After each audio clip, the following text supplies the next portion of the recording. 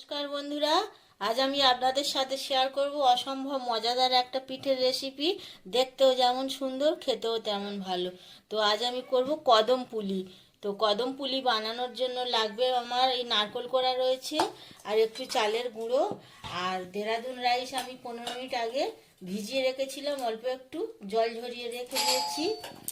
আর লাগবে একটু yellow food colour আর এই পাতলা গুড়। এই দিয়ে হয়ে যাবে কদম পুলি। তো তো প্রথমে যেটা করতে হবে, এই নারকেল কোড়ার সাথে আমি একটু পাতলা গুড় দিয়ে পুরটা তৈরি করে নেব।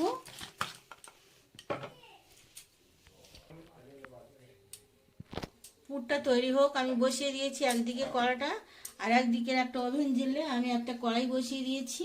তাতে দিয়ে দিচ্ছি খানিকটা জল,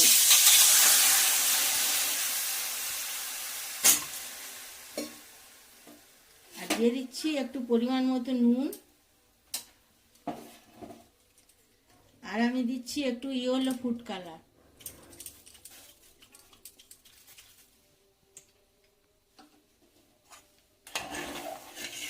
জলটা গরম হয়ে গেছে, এবারে চালের গুঁড়োগুলো আমি এর ওপর থেকে দিয়ে দিচ্ছি। দিয়ে ঠিক লুচি পরোটা ডো তৈরি করে যেমন, সেই রকম একটা ডো তৈরি করে নেব। পিঠে তৈরির জন্য ডোটা একদম রেডি হয়ে গেছে। আর এদিকে নারকেলের পুরটাও আমার তৈরি হয়ে গেছে, নামিয়ে নিয়েছি।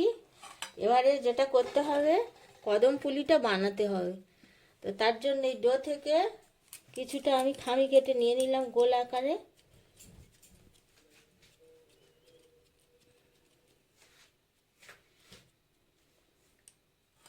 এর মধ্যে দিয়ে দিচ্ছি নারকেলের পুর,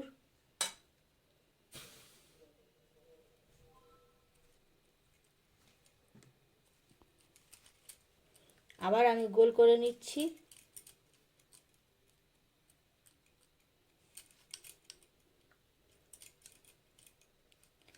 এবারে যে বাসমতি রাইস বা দেরাদুন রাইসটা আমি ভিজিয়ে জল ঝরিয়ে নিয়েছিলাম, তাতে এটা তার মধ্যে দিয়ে এইরকমভাবে একটু চেপে চেপে দিতে হবে, নাহলে অনেক সময় ভাতটা ঝরে পড়ে যায়, দেখতে ভালো লাগে না।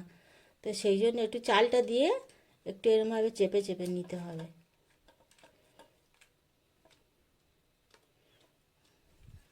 এরকম চাল দিয়ে চেপে চেপে নেবো।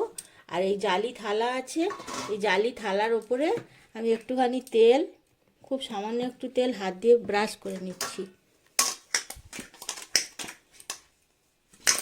যে কোনো তেল দিলেই হবে, সর্ষের তেল বা সাদা তেল।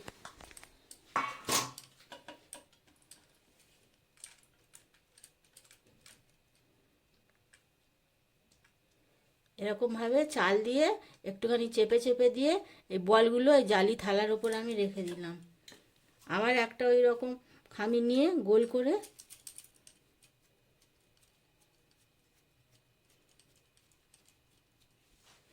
এর মধ্যে পুরে দিচ্ছি, পুর দিয়ে দিচ্ছি এর মধ্যে।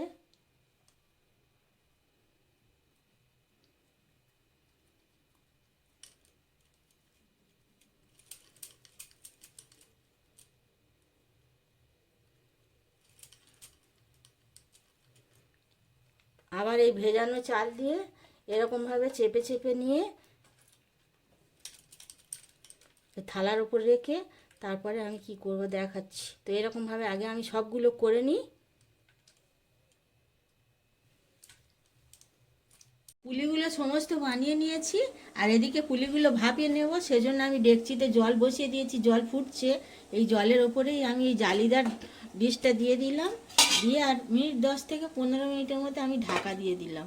তারপরে খুলে দেখব কেমন হয়েছে। তো ঠিক 15 মিনিট পরে আমি চলে এসেছি, দেখছি কি অবস্থায় আছে ফুলগুলো।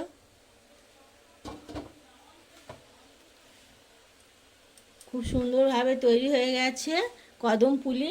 তো এরকমভাবে আপনারাও করুন, আর ভালো লাগলে লাইক কমেন্ট শেয়ার করবেন, আর প্লিজ সাবস্ক্রাইব করবেন আমার চ্যানেলটাকে, পাশে থাকবেন।